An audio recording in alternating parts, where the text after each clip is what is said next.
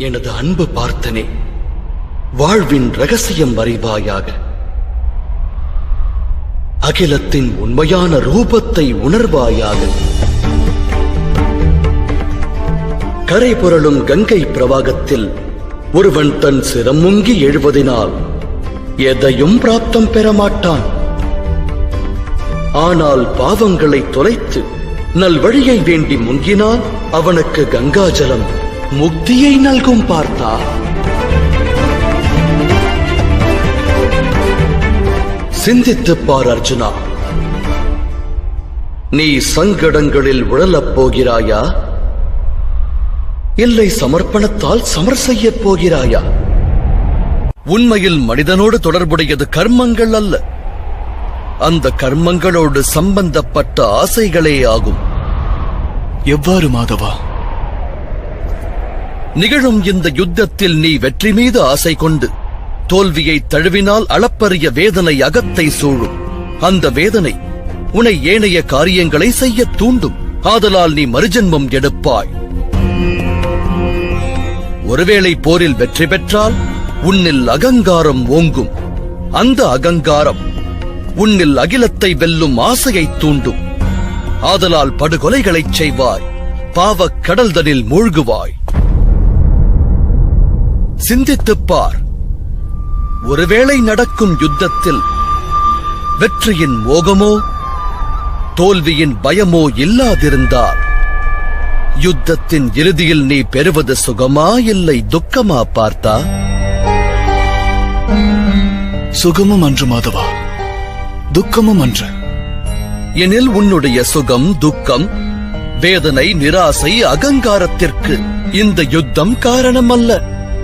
நிகழும் யுத்தத்தோடு நீ கொண்டிருந்த அளப்பரிய ஆசைகளே அதற்கு காரணமாகிறது. எனது வார்த்தைகள் சத்தியம்தானே பார்த்தா?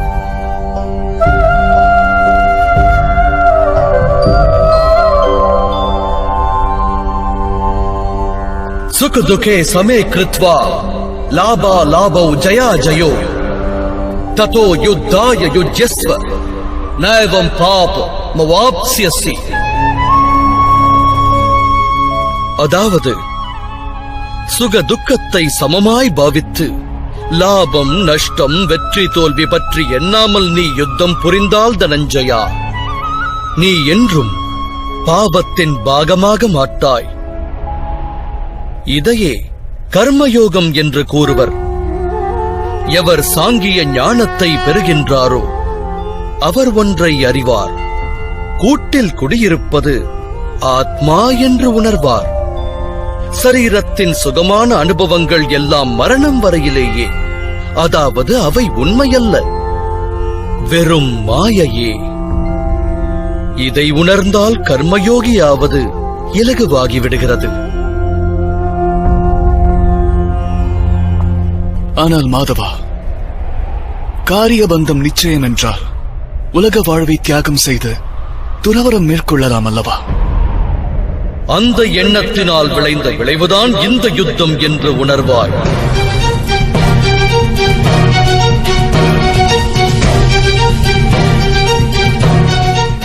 சிந்தித்துப் பார். சத்வ குணங்கள் அனைத்தும் நிறைந்த தர்மத்தை பற்றி அறிந்தோர் கர்மத்தை விட்டு விலகுகையில், அதர்ம எண்ணம் கொண்டோர் கரங்கள் அகிலத்தை எரிக்கத் துவங்குகிறது.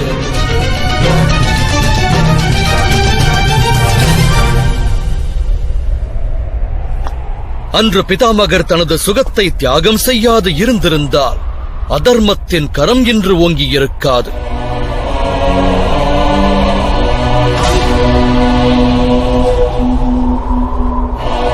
அன்று உனது தந்தை துறவரத்தின் வழி செல்லாது இருந்திருந்தால் உன் தமையரான தர்மசீலர் யுதிஷ்டர் என்று அரசாண்டிருப்பார்.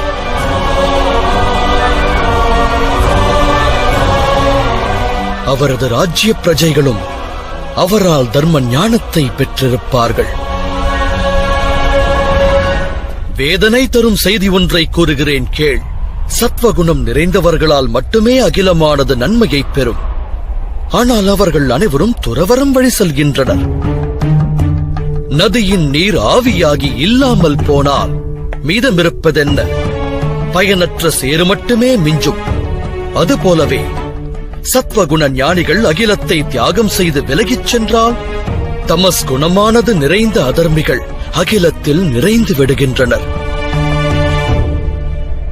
அதனால் அகிலத்தில் பாவமும் அதர்மமும் தழைக்கிறது.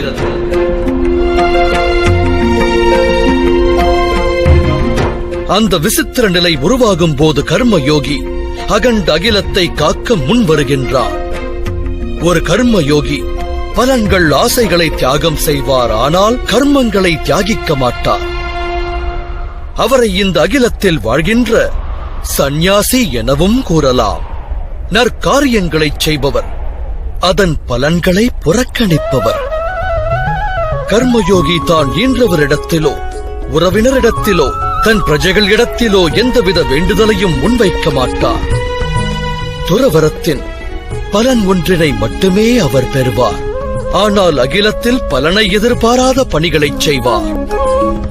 மனிதன் வாரிசுகளின் சுகத்திற்காக உழைப்பவனாக விளங்குகையில் தன் வாரிசிடமிருந்து ஏன் அவன் சுகம் பெறக்கூடாது?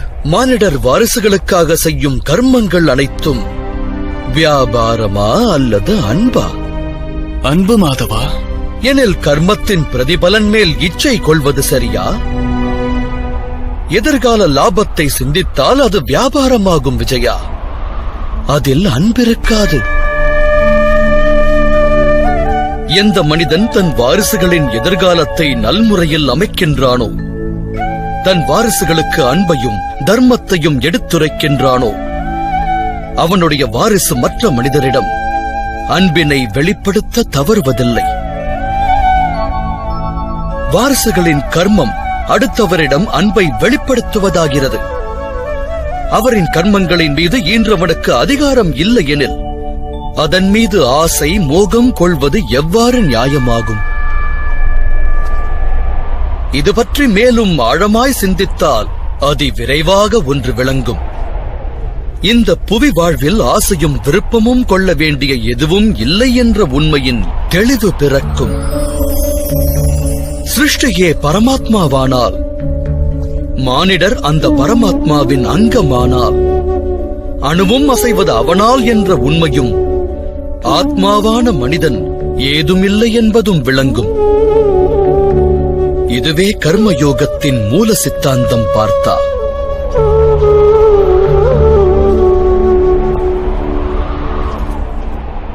நீயும் ஒரு கர்மயோகியாக மாறி இந்த யுத்தத்தை நடத்த வேண்டும் அர்ஜுனா. திரைகுண்யா விஷயா வேதா நிஸ்திரைகுண்யோ பவார்ஜுனா நிர்த்வந்த்வோ நித்ய சத்வஸ்தோ நிர்யோக ஷேம ஆத்மவான். முக்குணங்களையும் தியாகம் செய்து நிர்குணனாக பார்த்தா துவந்தத்திலிருந்து முக்தி அடைந்துவிடு. சத் என்னும் பொருள் கொண்ட பரமாத்மாவின் மீது மனதை லயித்து வாழ்வின் கர்மங்களை தொடர்ந்து ஆற்று. பிராப்தம் பெற வேண்டும் என்ற இச்சையையும் பிராப்தம் பெற்றதை ரட்சிக்க வேண்டும் என்ற எண்ணத்தையும் வேரோடு தியாகம் செய். உனது ஆத்மாவிற்கு விடுதலை கொடு.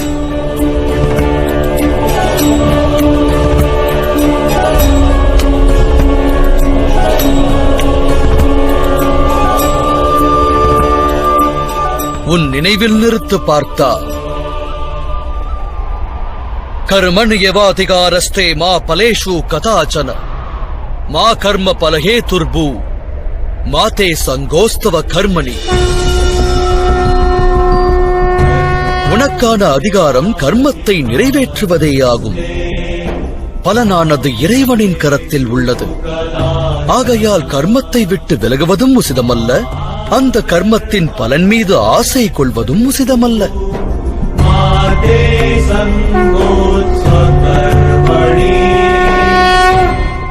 கர்ம பலனை எதிர்பார்க்காத கர்மத்தை மட்டும் நிறைவேற்றுபவர். அப்படிப்பட்ட கர்ம யோகியை எவ்வாறு அறிவது மாதவா? விஷயா வினிவர்த்தந்தே நிராஹாரஸ்ய தேஹினஹ ரஸ்வர்ஜம் ரசோப்யஸ்ய பரம் திருஷ்டுவா நிவர்த்ததே. அன்பு பார்த்தா சுவையிலிருந்து விடுபடுவதற்காக சிலர் உணவையே தியாகம் செய்வர். ஆனால் உண்மையில் அவர்கள் மனதிலிருந்து சுவையின் ஆசை விலகுவதில்லை. இருமடங்கு நஷ்டத்தையே சந்திப்பர். ஒன்று பலத்தை இழப்பது. எல்லாம் வல்ல இறைவனை அடைவதற்கு முயற்சி என்பது அவசியமாகிறது. அப்பணியை அவர் ஆற்றுவதில்லை. இரண்டாவது, எப்போதும் இருதயமானது சுயநல எண்ணத்தினால் நிரம்பியிருப்பது. ஆகையால் உணவை தியாகம் செய்வதைக் காட்டிலும் உத்தமம் சுயநலம் என்னும் ஆசையை வேரோடு சாய்ப்பதே ஆகும். கர்மயோகிகள் தம் மனதின் அனைத்து ஆசைகளையும் வேரறுப்பர். வாழ்வதை கடமையாக ஏற்ற காரியங்கள் புரிவர். ஆனால் அக்காரியங்களோடு இணையார். அன்பு பார்த்தா எவர் ஒருவர் தான் ஆற்றும் பணியில் ஆசை கொள்ளாதிருக்கின்றாரோ அவரது காரியமே பூரணத்துவம் பெறுகிறது.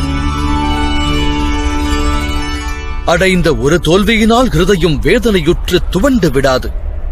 கிடைத்த பெரு வெற்றியினால் ஆணவம் கொண்டு நானே தலை சிறந்தவன் என்ற அகந்தை கொள்ளாது. எவர் வாழ்கின்றாரோ அவரே கர்மயோகியாவார். அப்படிப்பட்டவர்கள் வாழ்வில் மேலும் மேலும் வெற்றியை ஈட்டுவர்.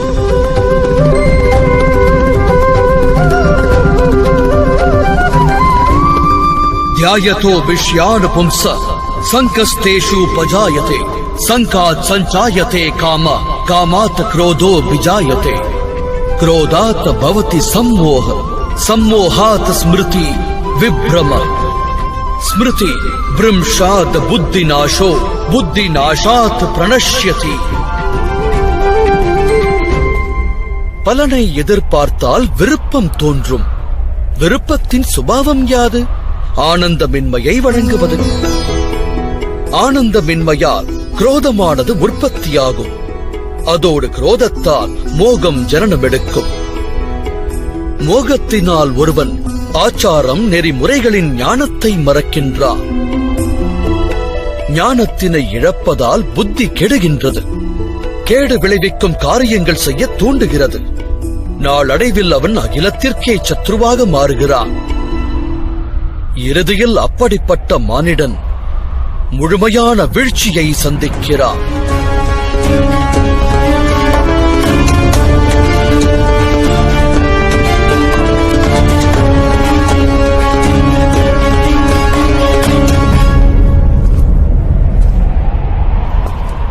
அதற்கு உதாரணம் துரியோதனன். பீஷ்மர் அவனுடைய சேனாதிபதியானாலும் உண்மையில் அவனுக்கு சத்ருவே. அவர் உனக்கு வெற்றியின் ஆசை வழங்கியவர்.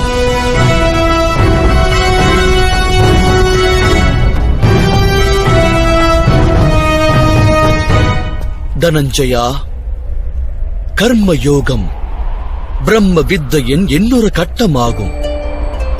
பரமாத்மாவின் மீதான நம்பிக்கையை ஸ்திரமாக்கு. உனையே நீ ஆத்மாவாய் உணரு. ஆசா பாசங்களிலிருந்து விடுபட்டு விடு. பலன் மீது கொண்ட ஆசைகளினை தியாகம் செய்து கர்ம யோகியாய் வாழ்ந்துவிடு.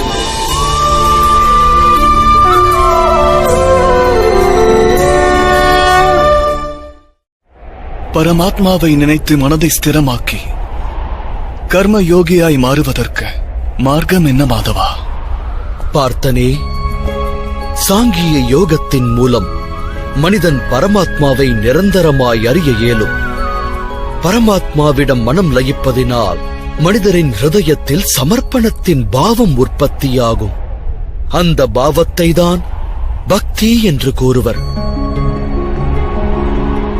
பக்தியினால் மானிடன் சத்திய அசத்திய ஞானத்தை பெறுகிறான். அந்த ஞானத்தினால் அவன் பரமாத்மாவின் தரிசனத்தை பெறுகிறான். அதோடு யார் பரமாத்மாவின் தரிசனத்தை பெறுகிறாரோ அவரே உண்மையில் கர்மயோகியாய் மாறுகின்றார். பிறப்பு என்னும் துன்பத்திலிருந்து விடுபட்டு மோட்ச நிலையை எட்டுகின்றார்.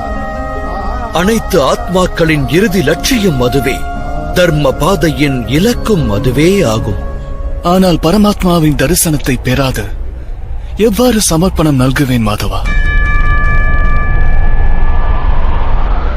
பரமாத்மாவின் தரிசனத்தை பெற வேண்டுமாயின் கண்ணிரண்டை திரையாய் மறைத்துள்ள பேராசை, அகங்காரம், குரோதம் போன்ற ஏனைய குணாதிசயங்களை நீ களைந்தெறிய வேண்டும்.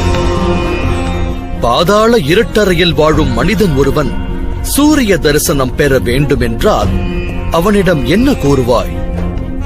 நீ வீற்றிருக்கின்ற இருளறையை விட்டு விலகி வந்து நீல வானத்திற்கு கீழே நில் என்பாய். சூரிய தரிசனம் கிட்டும் என்பாய். எனது அன்பு பார்த்தனே, இந்த சிருஷ்டியே பரமாத்மா. பரமாத்மா என்பவரே அனைத்தும். பரமாத்மாவை தவிர வேறெதுவும் இல்லை.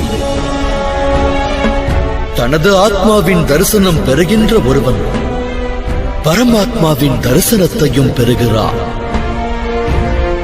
எவ்வாறு சிறிதளவு உப்பின் சுவையானது பரந்துள்ள கடல் நீரின் கரிப்பிற்கு மாறானதில்லையோ, அவ்வாறே உன்னுடைய ஆத்மாவின் தரிசனம் பரமாத்மாவின் தரிசனத்திற்கு மாறானதில்லை.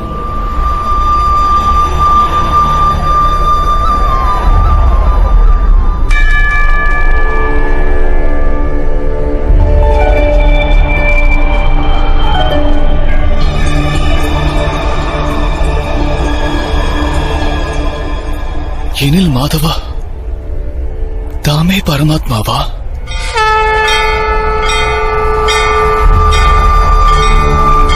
ஆம் பார்த்தா, நானே பரமாத்மா. என்னைப் போல நீயும் பரமாத்மாதான். ஆனால் அந்த சத்தியத்தை நீ இன்னும் உணரவில்லை. நான் அந்த சத்தியம் அறிந்தவன். धर्मस्य तदात्मानं सृजाम्यहम्. அப்படி என்றால் தம்மிடம் சமர்ப்பணமாவது இறைவனிடம் சமர்ப்பணமாவதற்கு இணையல்லவா? நிச்சயமாக. என்னிடம் சமர்ப்பணம் செய்வது பரமாத்மாவிடம் சரணடைவதற்கிணை.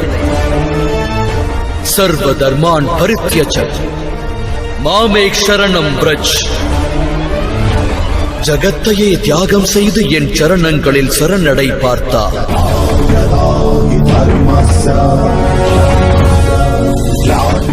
நானே இந்த அகிலம்.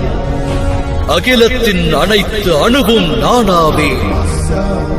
சூரியனும் நானாவே. குளிர் சந்திரனும் நானாவே. நட்சத்திரங்களும் அனைத்து கிரகங்களும் நானே. ஒளி பொருந்திய சூரியனை விட புராதனன். விருட்சத்தில் துளிர்க்கின்ற தளிரை விட புதுமையானவன். அனைத்து மானிடரும் நானாவே. மேலும் சொர்க்கம் மற்றும் நரகத்தை ஆட்டுவிக்கும் சக்தியாவே. கொடிய எண்ணம் கொண்ட துரியனும் நான். வில்லேந்திய விஜயனும் நானே.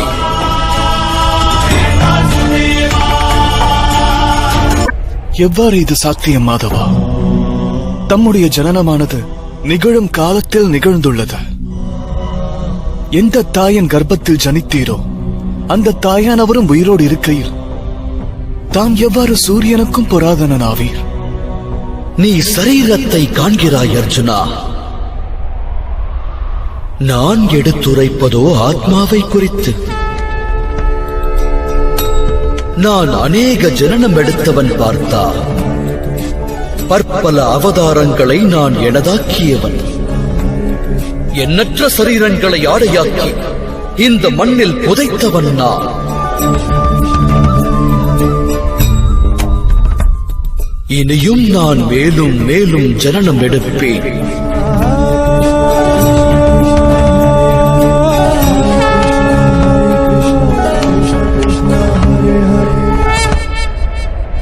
यदा यदा हि धर्मस्य ग्लानिर्भवति भारत अभ्युत्थानम् अधर्मस्य तदात्मानं सृजाम्यहम्. परित्राणाय साधूनां विनाशाय चतुष्कृता धर्म संस्थापनार्थाय संभव போதெல்லாம், தர்மம் தன் பலத்தை இழக்கும் போதெல்லாம், சத்புருஷர்களை அகிலத்தில் தோற்றுவிப்பதற்காக, அதர்மிகளை வேரறுப்பதற்காக, தர்மத்தை ஸ்தாபிதம் செய்வதற்காக நான் புவியில் ஜனனம் எடுப்பேன். இந்நிகழ்வு ஒவ்வொரு யுகத்திலும் நடந்துள்ளது. இனிவரும் காலத்திலும் இந்த நிகழ்வு தொடரும். நானே அனைத்துமான பரமாத்மா. மச்சாவதாரமும் நானே, வாமன அவதாரமும் நானே,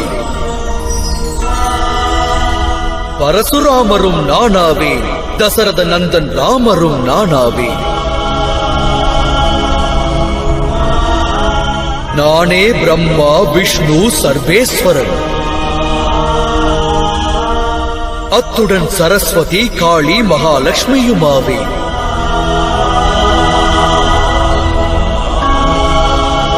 நான் ஆண்மகனும் அல்ல, நான் ஸ்திரீயும் அல்ல, இரண்டும் அல்லாதவனும் அல்ல. சரீரம் உற்றவன் நான், சரீரமற்றவன் நான். ஞானம் நான், சிருஷ்டியும் நான், ஆன்ம ஒளியும் நான், பரபிரம்மமும் நான், காணும் அனைத்தும் நான், எதுவுமற்ற சூக்ஷ்மமும் நான்.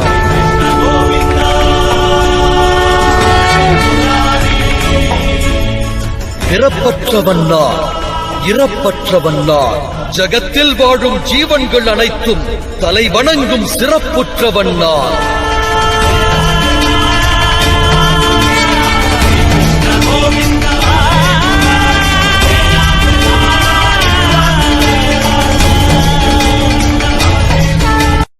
நீ சங்கடங்களில் உழலப் போகிறாயா, இல்லை சமர்ப்பணத்தால் சமர் செய்யப் போகிறாயா? வழங்கும் ஞானத்தை பெற ஆயத்தமாகு.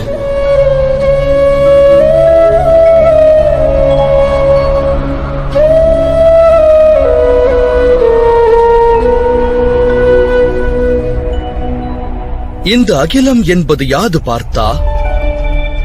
இம்மண்ணில் வாழும் மனிதரும் மிருகமும், புழுவும் பூச்சியும் செடியும் கொடியும் எவ்விதம் உருவாகின்றன? எதை ஆதாரமாய்க் கொண்டு இவை பிறக்கின்றன? எவ்வாறு வளர்கின்றன? எவ்வாறு வாழ்கின்றன? அனைத்தும் எவ்வாறு மடிகின்றன? இவற்றின் மறைவிற்கு பின் என்ன நேர்கிறது?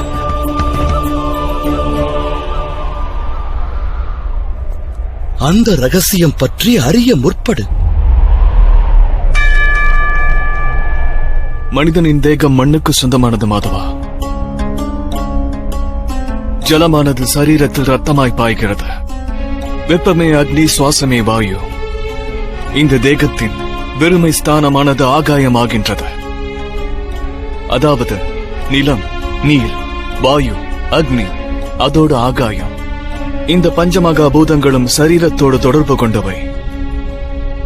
அந்த வகையில் கங்கை மைந்தரும் துரோணாச்சாரியரும் நிலம், நீர், வாயு, அக்னி, ஆகாயத்தை காட்டிலும் உயர்ந்தவர்கள் இல்லை.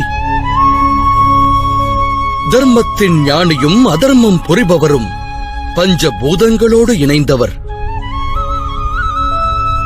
பிறகு மோகம் கொள்ள காரணம் என்ன பார்த்தா? எடுத்துரைப்பார். மாதவா, அனைவரும் ஒருவரை ஒருவர் அறிவது இந்த தேகத்தைக் கொண்டே. மண்ணுக்கு சொந்தமான தேகமே அனைத்திலும் முதன்மையானதா? இல்லை பார்த்தா. அந்த கூற்று சத்தியமானால் மரணத்திற்கு பிறகு ஏன் தேகம் அழிந்து விடுகின்றது? உண்மை யாதெனில் ஒரு மனிதன் அறியப்படுவதும் தேகத்தால் அல்ல, அதோடு சம்பந்தங்களின் ஆதாரமும் தேகத்தை கொண்டதல்ல. மனிதனுடைய சுபாவம், அவனுடைய நடத்தை, அதற்கு காரணமானவை இந்த சிருஷ்டியின் 3 குணங்கள்: தமஸ், ரஜஸ், அத்துடன் சத்வம். அம்மூன்று குணங்களின் அர்த்தம் என்ன மாதவா? தமஸ் என்பதன் அர்த்தமாகும் காரிருள். நன்மை தீமைகளை பற்றி எண்ணாது வாழ்வை கழிக்கும் ஜீவன் இருள் வாழ்வாய் அறியப்படுகின்றது.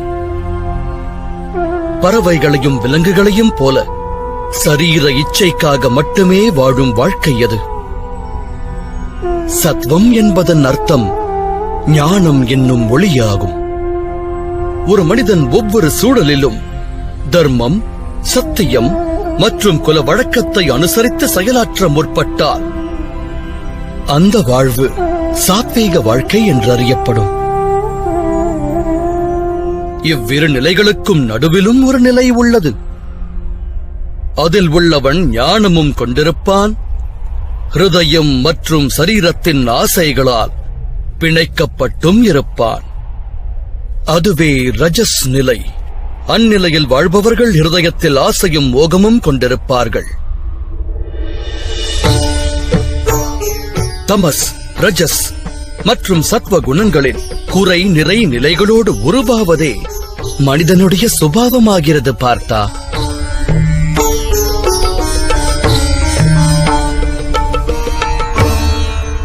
சற்று அங்கிருப்போரை பார். இவர்களில் உனக்கு எந்த குணமானது தென்படுகின்றது?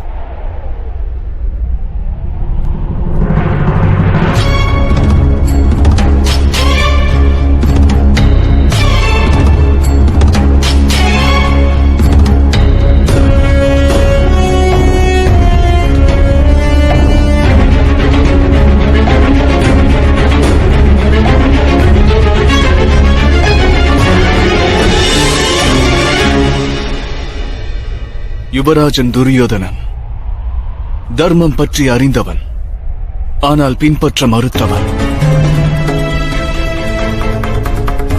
அகங்காரத்தை வாழ்வாதாரமாக்கியவன்.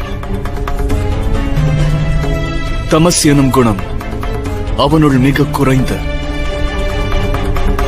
ரஜஸ் அதிகரித்து சத்வ குணமானது பூரணம் பெறாதவன்.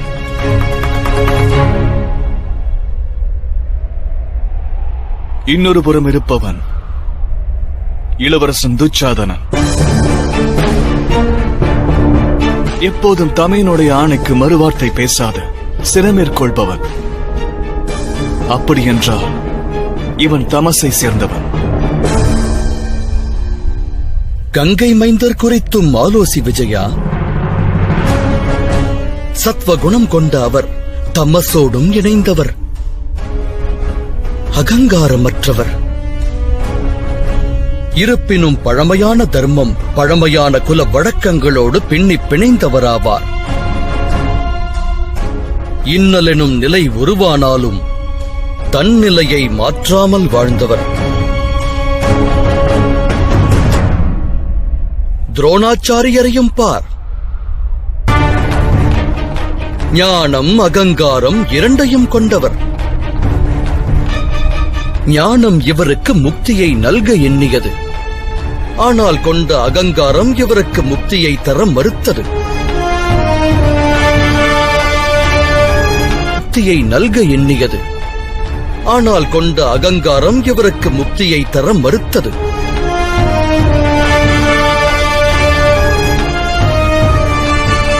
அப்படியெனில் மாதவா,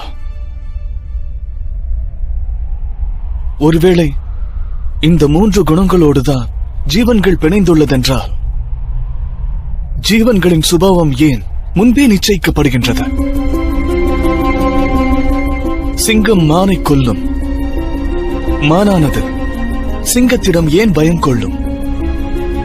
தர்மத்தின் அடிப்படை என்பது யாது? தவறுகளுக்கு தண்டனை ஏன்? இவற்றின் தாற்பயம் என்ன?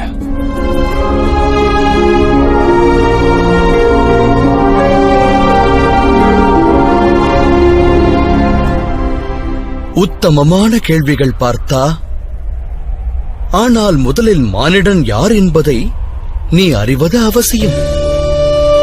மானிடன் பஞ்சபூதங்களால் ஆனவன் மட்டுமல்ல, பஞ்ச கோசங்களினாலும், பஞ்ச ஞானேந்திரியங்கள், பஞ்ச கர்மேந்திரியங்கள், மேலும் 3 குணங்கள் இவற்றோடெல்லாம் பின்னி பிணைந்தவன் மட்டுமல்ல, மானிடனாகப்பட்டவன் ஆற்றலை கொண்டு செயல்பட வேண்டியவனாவான்.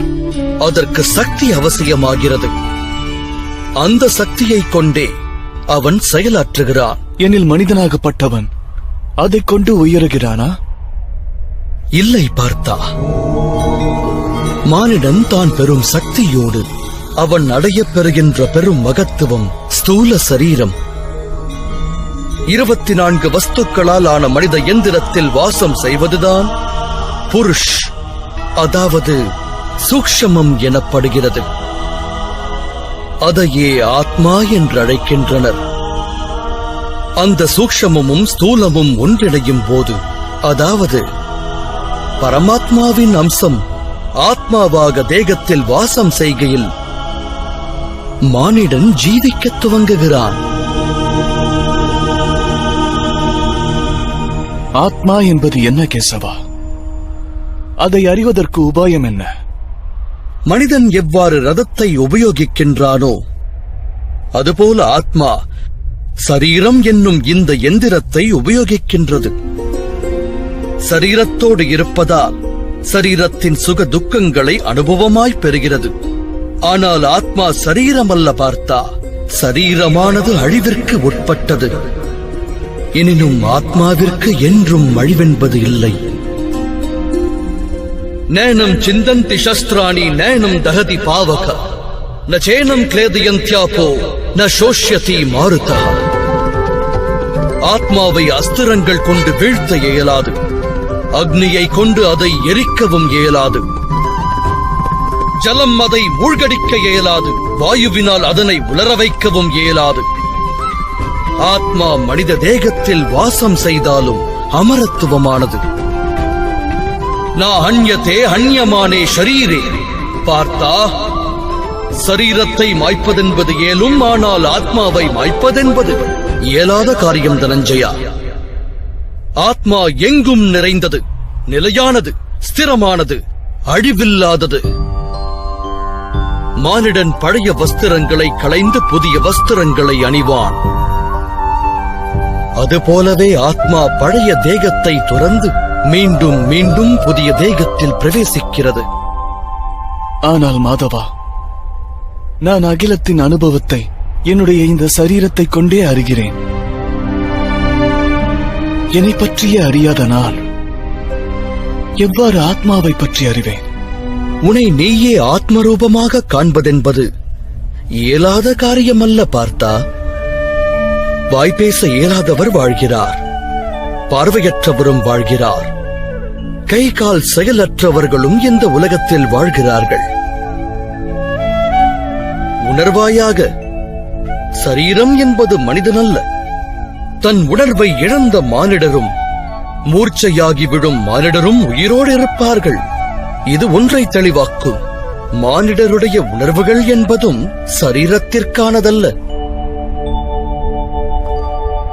இதைப் போலவே மானிடர்கள் தன்னுள் அனைத்தையும் தேட வேண்டும். நான் இந்திரியங்கள் அல்ல, சரீரம் அல்ல, உணர்ச்சிகள் அல்ல, எண்ணங்கள் அல்ல, ஞானமும் நான் அல்ல என்று உணர வேண்டும். அந்த சத்தியத்தை உணர்ந்தால் மானிடர் அந்த அறிதலின் இறுதியில் ஆத்ம ரூபத்தை தரிசிக்கிறார்கள்.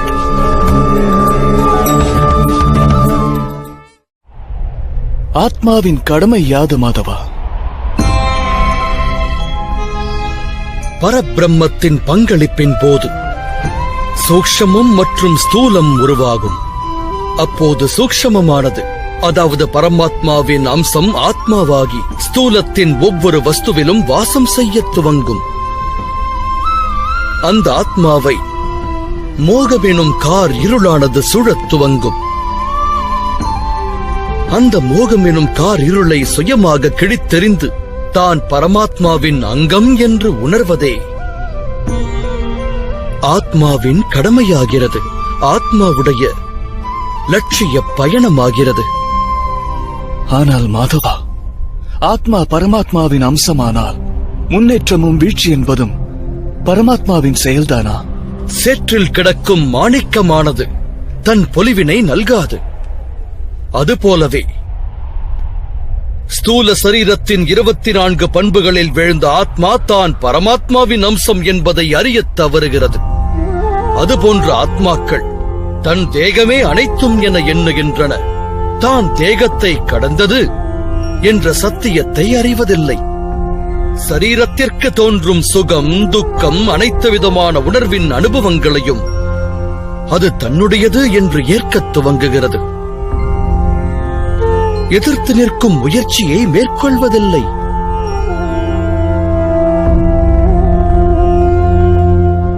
எதிர்த்து நிற்கும் முயற்சியை மேற்கொள்ளாத ஆத்மாக்கள் நிரந்தர அதர்மத்தை செய்கின்றன. அதை சுட்டிக் காட்டுவதற்கு தண்டனை என்பது அவசியமாகிறது.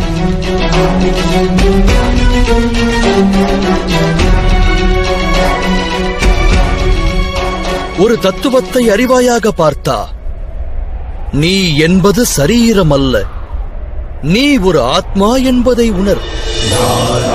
இந்த ரணபூமியில் உன் கண்களுக்கு புலப்படும் ஒவ்வொரு வீரனும் நீ எண்ணுபவன் அல்ல என்பதனையும் உணர். சிறிது காலத்திற்காக அந்த சரீரத்தில் வாசம் செய்கின்றனர். இவர்கள் தேகமானது அழியலாம், ஆனால் அனைவரும் அமரர்களே. மீண்டும் ஓர் புதிய தேகத்தில் பிறப்பெடுப்பார்கள்.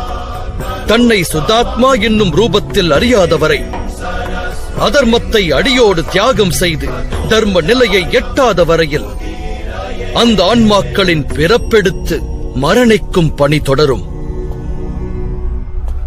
இதுவே பிரம்ம வித்யின் முதற் பாடமாகும். பார்த்தா, ஜனனமெடுத்த தேகம் மடியத்தான் வேண்டும் அர்ஜுனா. அதோடு மடியும் யாவரும் அவனியில் அவசியம் மீண்டும் பிறப்பெடுப்பார்கள். இந்த மகா ஞானத்தையே சாங்கிய யோகம் என்பார்கள்.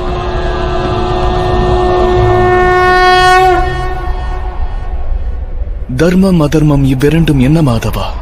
எந்த மார்க்கத்தினில் மனிதன் தன்னையே ஆத்ம ரூபமாய் காண்கின்றானோ, பரமாத்மாவின் அங்கமென தன்னுடைய ரூபத்தை அறிகின்றானோ, அத்தகையதொரு மார்க்கமே தர்மம் என்றாகிறது.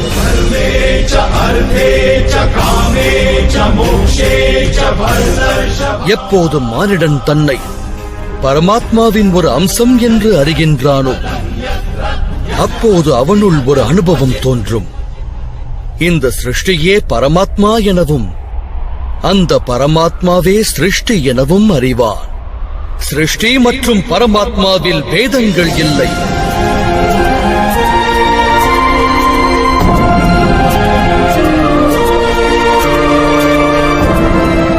இந்த தத்துவத்தை அறிந்த மானிடன் உடன் வாழும் பிற மனிதர்களுக்கும் ஜீவராசிகளுக்கும் அநியாயம் இழைக்க சிந்திக்க மாட்டான்.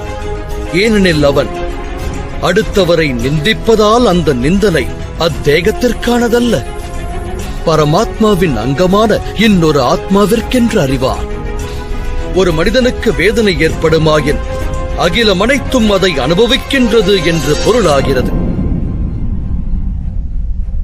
அகிலத்தில் மனித வர்க்கம் வேதனையை அனுபவிக்கின்ற வரையிலும் பரிபூரணமான சுகத்தை ஒருவர் அடைந்ததாய் ஏற்க இயலாது. இதை அறிவதால் மானிடர்களின் மனம் கருணையால் நிரம்பும். அதுவே தர்மம் என்றாகும். எவருள் தமஸ் என்னும் குணம் நிரம்புகின்றதோ, அவர் மற்றவருக்கு அநியாயம், அநீதியை இழைக்கின்ற சுயநலவாதியாய் மாறுகிறார். தன் மனம் ஏற்ற சுகத்திற்காக மற்றவர்களுக்கு துக்கத்தை வழங்குகிறார். பரமாத்மாவின் அம்சத்தினை அவர் காண்பதில்லை.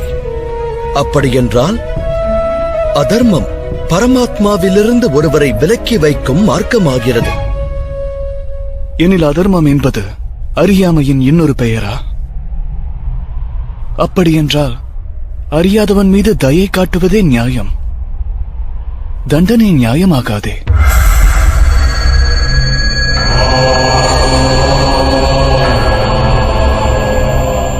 ஒரு அஞ்ஞானி ஞானத்தின் மூலத்தை அறிய முற்படாவிடில், ஞானத்தின் மீது தன் பார்வையை பதிக்காவிடில், தண்டனை என்பதே தயையாகிறது.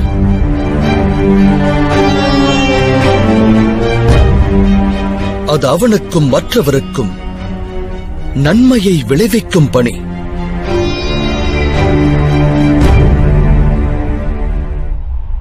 தேகத்தின் ஆத்மா பரமாத்மாவை அறியும் பணியில் ஈடுபட வேண்டும். ஆனால் சில வேளைகளில் மாறான நிலை உருவாகிறது. அறியாமை, மோகம், அதர்மம் பெருகிவிடுகிறது. அகிலத்தில் தர்மம் வேரோடு அழியும் பயம் உற்பத்தியாகிறது.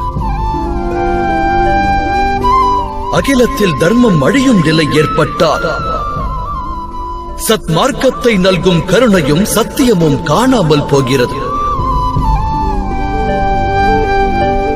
வரவிருக்கும் தலைமுறைகள் தர்மத்தை பெற வேண்டுமாயின் ஆணவம் கொண்ட அதர்மிகள் வதைக்கப்பட்டு தர்மம் ஸ்தாபிக்கப்பட வேண்டியது அவசியமாகிறது. அகிலம் போற்றும் பாரதம் இது இணையில்லா காவியம். அந்நிலை இன்றும் உருவாகியுள்ளது பார்த்தா. தர்மத்தை ஸ்தாபிக்கும் கடமை உன்னுடையது அர்ஜுனா. ஆகையால் பலகீனத்தை விரட்டு. யுத்தத்தில் பங்கெடுக்க பலத்தை திரட்டு. பலத்தை திரட்டு.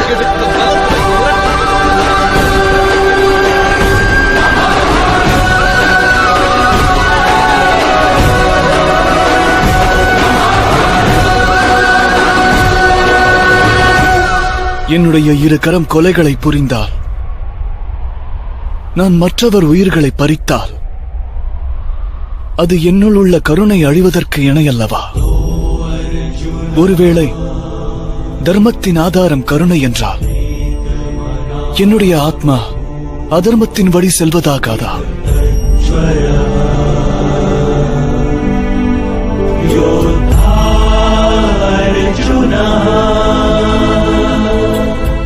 கர்ம பந்தத்திற்கு கட்டுப்பாடு என்பது உண்டு. ஆனால் காரிய பந்தம் கட்டுப்பாடற்றது பார்த்தா. அதனால் கர்ம காரியத்திற்கு இடையில் உள்ள பேதத்தினை நீ அவசியம் அறிய வேண்டும். கர்மம் அனைத்தும் காரியமாகலாம், ஆனால் காரியம் அனைத்தும் கர்மமாகாது. கர்மமாக காரியம் மாற்றுபவன் ஜகத்தின் ஆனந்தம் அனைத்தும் அகத்தில் உள்ளதென்றறிவான். மனிதனானவன் சுகத்தின் மீது, ஆஸ்தியின் மீது, பேரானந்தத்தின் மீது ஆசை வைத்து காரியமாற்றினால் அவன் அந்த காரிய பலன் மீது தொடர்பு கொண்டவனாகிறான்.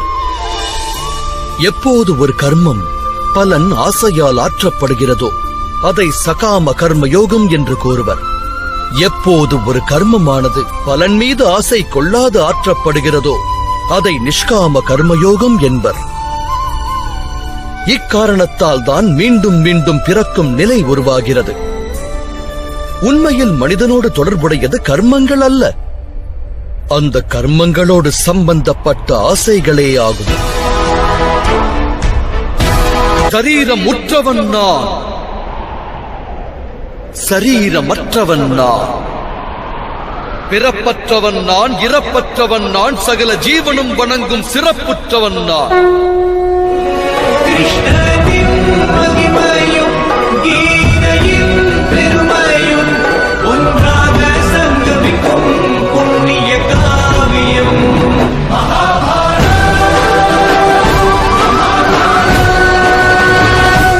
நீ எப்போது உன்னில் ஆத்ம ஞானத்தை பெறுகிறாயோ அந்த கணம் முதற்கொண்டு நீ என்னுடன் இணைவாய்.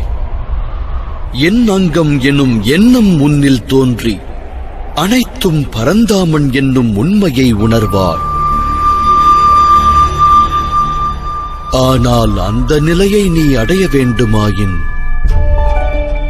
என்னிடம் உனது முழுமையான சமர்ப்பணம் அவசியம். சமர்ப்பணம் என்பது யாது மாதவா? சமர்ப்பணம் என்பது ஹிருதயம் பெறும் நிலையாகும்.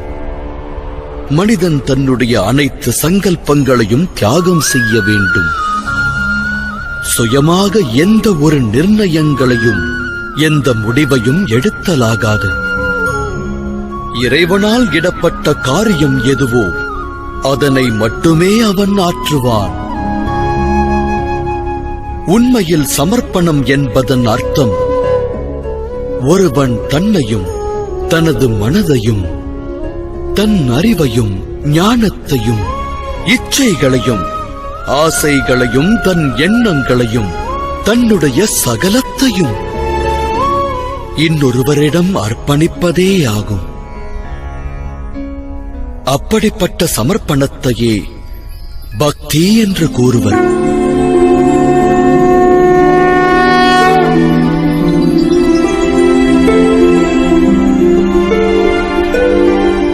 மனைவியின் சமர்ப்பணம் கணவனை சார்ந்தது. ஒரு வீரனுடைய சமர்ப்பணம் சேனாதிபதியை சார்ந்தது.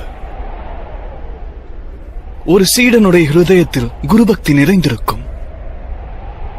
இந்த பக்தியும் சமமானதல்லவா?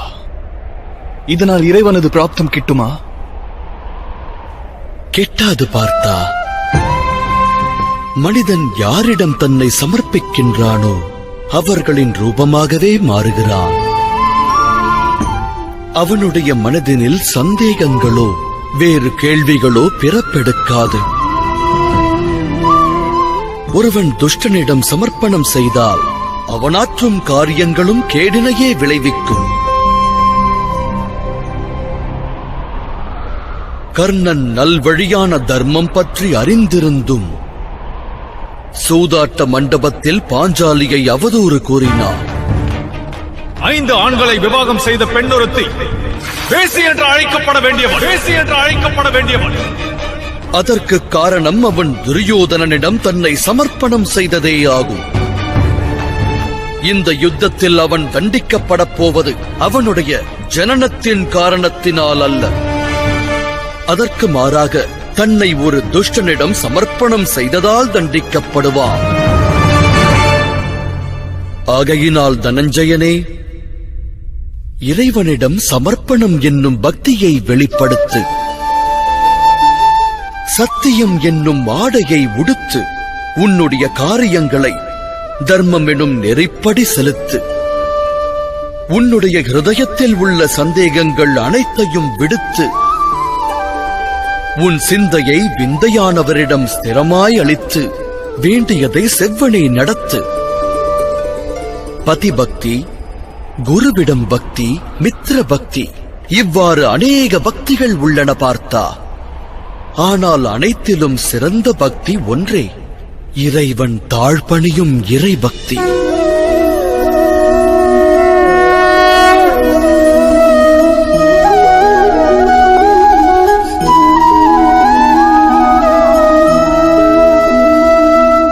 தாம் கூறும் அந்த இறை பக்திக்கும் சாங்கிய அதாவது கர்ம யோகத்திற்கும் என்ன சம்பந்தம்? சாங்கிய யோகத்தினால் மனிதன் தன்னை ஆத்மா என்னும் ரூபத்தில் அறிவான். கர்ம யோகத்தினால் அவன் வாழ்வின் பந்தங்களில் இருந்து விடுபடுவான். சமர்ப்பணம் என்கின்ற பக்தியினால் மனிதன் பரமாத்மாவின் உண்மையான தரிசனம் பெறுவான். பரமாத்மாவின் ஞானத்தால் மனிதன் ஜனனம் மரணம் என்னும் பந்தங்கள் துறந்து சச்சிதானந்த சொரூபத்தின் பிராப்தமடைவான். பரமாத்மாவோடு இணைந்து பரமாத்மாவோடு ஐக்கியமாவான். எவ்விதம் ஒரு சிறிய நீர் துளியானது கடலோடு ஒன்று கலக்கிறதோ அவ்வாறே இறைவனோடு ஒன்றுபடுவான். கேசவா, எனில் சரீரத்திற்கு மகத்துவமே இல்லையா? மகத்துவமானது உள்ளது பார்த்தா.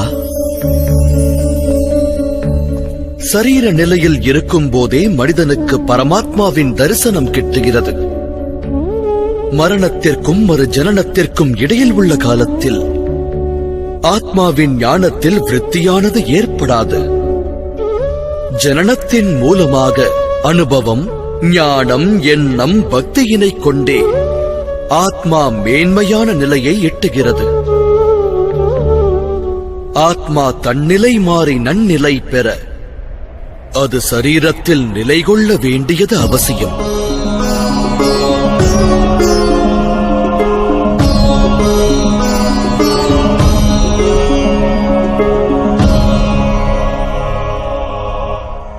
ஆனால் மாதவா, களத்தில் எதிர்த்து நிற்கும் வீரர்களை வதைத்து அவர்கள் திருந்துவதற்கான வழியை அடைப்பது சரியல்லவே?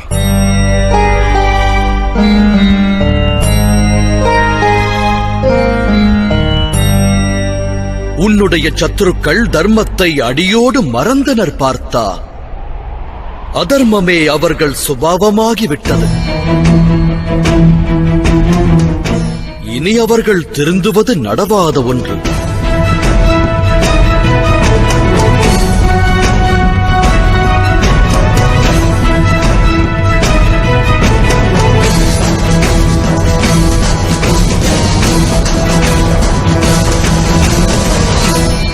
ஒருவன் நல்வழிப்படுவதற்கான வாய்ப்பை அவனுக்கு ஒரு எல்லை வரையே வழங்குவது இயலும். நான் சிசுபாலனுடைய 99 தவறுகளை பொறுத்தருளினேன். அவன் 100 தவறுகளை இழைத்தால் அவன் தண்டிக்கப்பட வேண்டியது அவசியம். குற்றம் புரிபவனுக்கு தண்டனை அளிக்கப்படாவிடில் தர்மத்தின் ஸ்தாபிதம் என்பது நிகழாமல் போகும். மேலும் அவன் அதர்மம் புரியாமல் தடுப்பதே கருணையாகும். அவர்களின் ஆத்மாக்கள் மரணமடையாது. அதர்மம் என்னும் ஆடை தரித்த சரீரத்தை விடுத்து புதிய சரீரத்தை ஆடையாய் தரிக்கும். அப்போது அந்த சரீரம் கொண்டு அது நன்னிலை பெறும் வாய்ப்பு அதிகரிக்கும். இவ்வெண்ணம் கொண்டால் எதிர்த்து நிற்போருக்கு கருணை புரிவதால் நீ உணர்வாய் விஜயா. மனிதனுடைய சரீரம் அழியக்கூடியது என்றாலும் அதுவே அவனுடைய ஆஸ்தியாகும். தர்மத்தின் இலக்கு நோக்கி நல்வழியில் நடக்கும் மனிதன் தன் சரீரத்தை பரிசுத்தமாக்குகிறான். அதோடு தன் சரீரம் கொண்டு ஆத்மாவினுடைய தரிசனத்தை அறிகின்றான். இதனைத்தான் க்ஷேத்ரஜ்ய சம்பந்தம் என்று கூறுகிறார்கள். இதன் தாத்பரியம் எனக்கு விளங்கவில்லை மாதவா. அவனியில் பிறப்பெடுக்கும் அனைவரும் சரீரம் பூமியின் ஒரு பகுதி என அறிய வேண்டும். சரீரம்தான் க்ஷேத்திரமாகும். அந்த சரீரத்தில் வாழ்கின்றவன் அந்த சரீரம் குறித்து அறிகின்றவன். அவன்தான் க்ஷேத்ரஜ்ஞன். இதை அறிந்தால் அவன் சரீரம் கொண்டு தன் ஆத்மாவின் தரிசனம் பெறுகின்றான். ஆத்மா சரீரம் எனும் கூட்டில் 3 குணங்களை தனதாக்குகிறது. தமஸ் குணத்தை களைந்து சத்வ குணத்தை பெருக்க வழி தேடுகிறது. இறைவன் மீது பக்தியினை செலுத்தி பரமாத்மாவோடு இறுதியில் ஐக்கியமாகிறது. பக்தியை எவ்வாறு செலுத்துவது மாதவா? சமர்ப்பணமே பக்தி அல்லவா? இல்லை பார்த்தா, சமர்ப்பணம் என்பது பக்தியின் முதற்படியே. தெளிவாகச் சொன்னால் பக்தி என்பது ஓர் காரியத்தின் பெயர் அல்ல, அது மனம் கொள்ளும் நிலையின் பெயராகும். மனிதன் தான் ஆற்றுகின்ற ஜபம், தவம், யாகம், வேள்வி, நற்காரியம், சிரத்தையான யோகம் என்னும் வழியாலும் தன் உள்ளத்தை பரிசுத்தமாக்கி பரமாத்மாவிடம் சமர்ப்பித்து வாழலாம். மனிதன் வாழ்வின் காரியங்களையும் அக்காரிய பலன்களையும் தன்னுடைய வாழ்வின் ஒவ்வொரு சுவாசத்தையும் பரமாத்மாவிடம் சமர்ப்பிக்க வேண்டும்.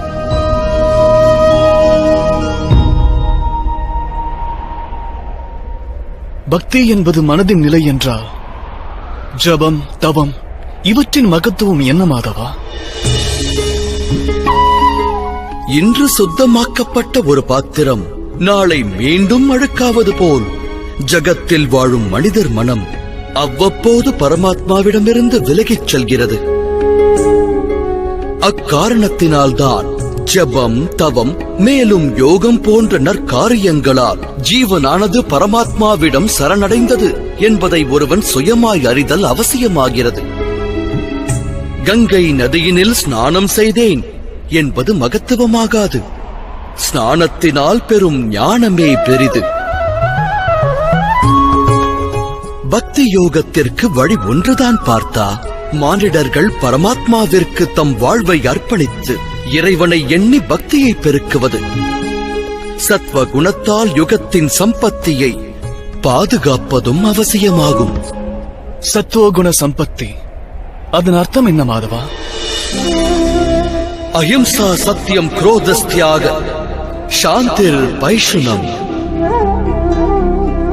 दया भूतेष्वलो लुप्त्वम् मार्त्वम् हीर चापलम् तेज क्षमात्रुति शोचम् द्रोहो नाति मानिता भवन्ति सम्पतम् दैवी अपि जातस्य भारत காரணமின்றி சுயநல எண்ணத்தால் ஹிம்சிப்பதென்பது அதர்மமாகும் பார்த்தா. உண்மையைச் சொன்னால் அஹிம்சையே பரம தர்மமாகிறது.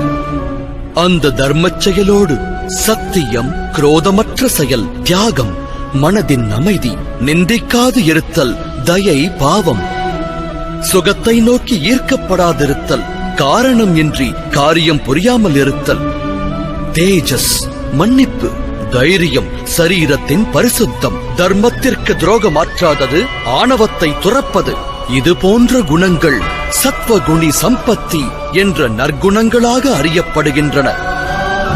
இதைக் கொண்டு மனிதர்கள் பரமாத்மாவிடம், அதாவது என்னிடம் பக்தியை வெளிப்படுத்துகின்றனர். வாழ்வில் தன் கடமைகளை செவ்வனே ஆற்றுவது, தர்ம பணிகளை நல்முறையில் செய்வது, அதோடு கர்மத்தின் பலனை தியாகம் செய்து உலகில் வாழ்ந்து காட்டுவது, இவை அனைத்தும் சந்தேகமின்றி ஜகத்தில் ஒருவருக்கு ஆனந்தம் வழங்கும். அவரது மறைவிற்கு பின்னர் இறைவனின் இதயத்தில் ஸ்தானத்தை நல்கும்.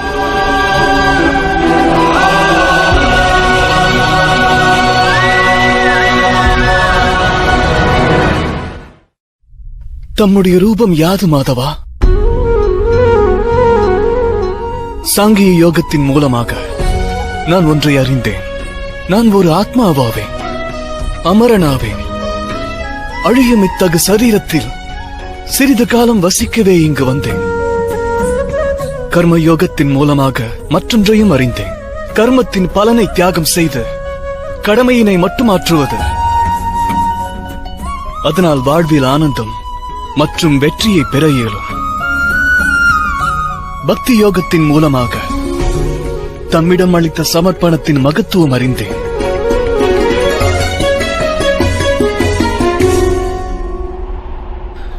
ஆனால் மாதவா,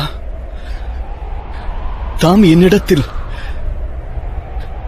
இந்த பரந்த பூமியில் மனிதர்கள் இல்லை, பரமாத்மா உள்ளார் என்றீர்கள்.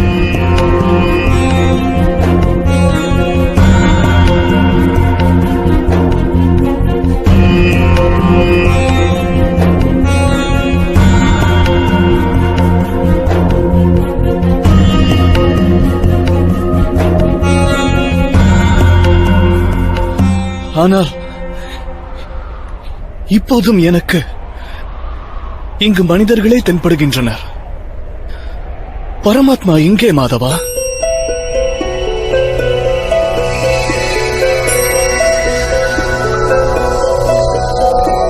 நாராயணம் நமஸ்கிருத்ய நரம் சைவ நரோத்தமம் தேவீம் சரஸ்வதிம் வியாசம் ததோ ஜயம் உதீரயே. நான் தமது உண்மையான ரூபம் அறிய விழைகிறேன் மாதவா. நாராயணம் நமஸ்கிருத்ய தம்முடைய சக்தி, தம்முடைய ஞானம், தேஜஸ், தாம் வழங்கும் அருள், பரமாத்மாவின் ஸ்வரூபம் மனதார காண விழைகிறேன் மாதவா. தம்முடைய உண்மையான ரூபத்தை எனக்கு தந்தருளுங்கள் மாதவா. மனதின் சந்தேகங்கள் அனைத்தையும் போக்குங்கள்.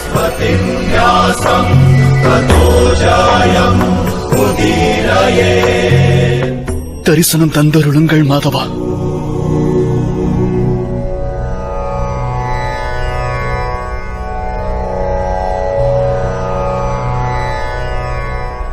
காண்பாய் பார்த்தா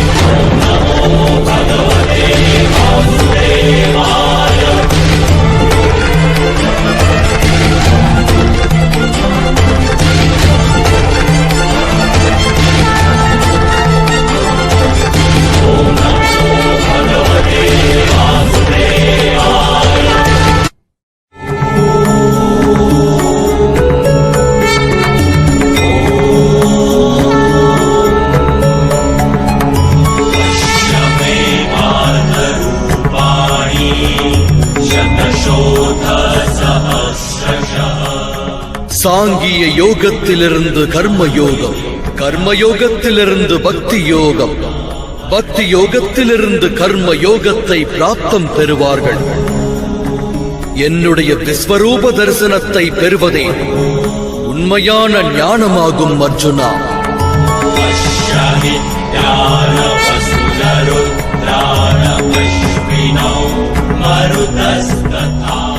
திவ்யத்துவம் பொருந்திய இந்த ஞானமே உலகத்தின் அனைத்து ஞானங்களுக்கும் ஆதாரம்.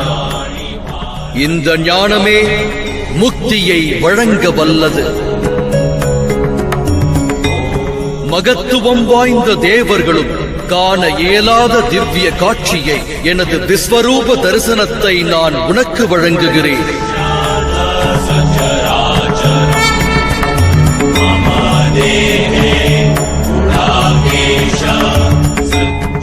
நான் இந்த பிரபஞ்சத்தின் அணுவிலும் வாசம் செய்பவனாவே. பிரகாச ஒளி பொருந்திய ரவியும் அம்புலியும் நட்சத்திரங்களும் இந்த பரந்தாமனது ஒளியின் துளியாகும் அர்ஜுனா.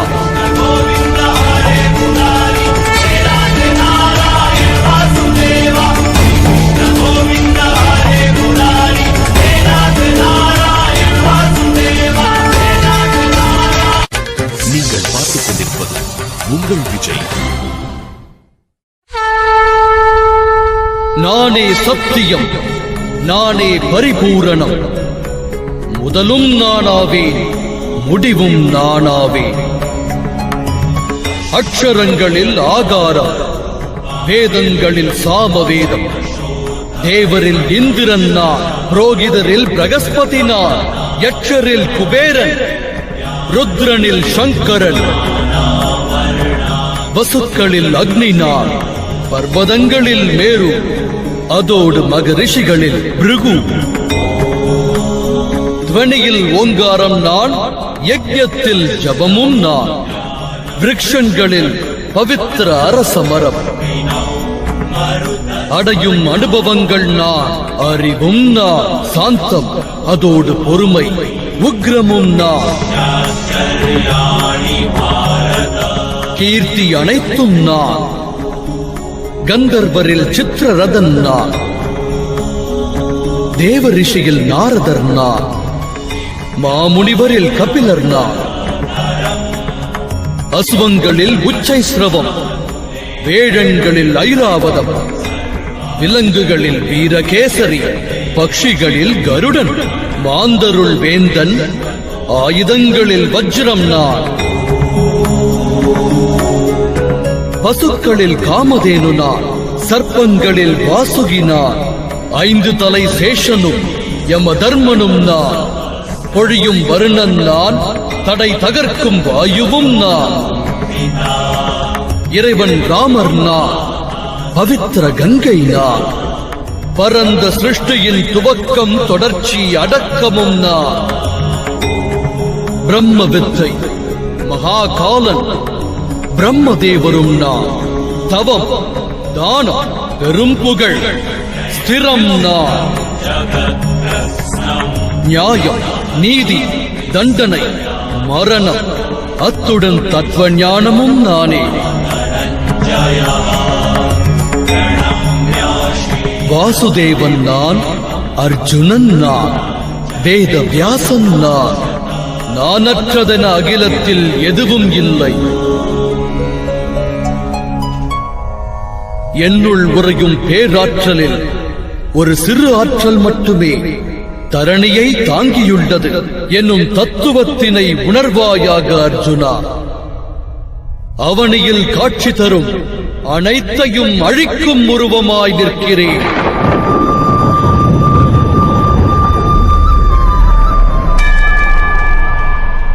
அஸ்திரத்தை நீ ஏந்தவில்லை என்றாலும் அனைவரும் என் வாயிலாக அழிந்து போவார்கள். ஆகையால் மோகத்தினை வீசி எறிவாய், கர்ம நெறிப்படி காரியம் புரிவாய், பலன் மேல் கொண்ட பற்றுதல் புரிவாய், அனைத்தும் ஹரி என்னும் தத்துவம் அறிவாய். ஏந்து உன் காண்டீபத்தை, நடத்து யுத்தத்தை.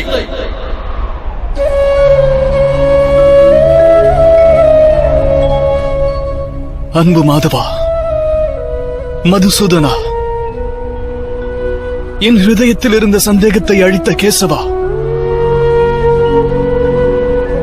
மனிதராய் பிறந்த பரம்பொருளே, தாம் எமக்கு இட்ட ஆணையை நான் சிரமேற்கொண்டு நடப்பேன். கரிஷ்யோச்சனம் தவா.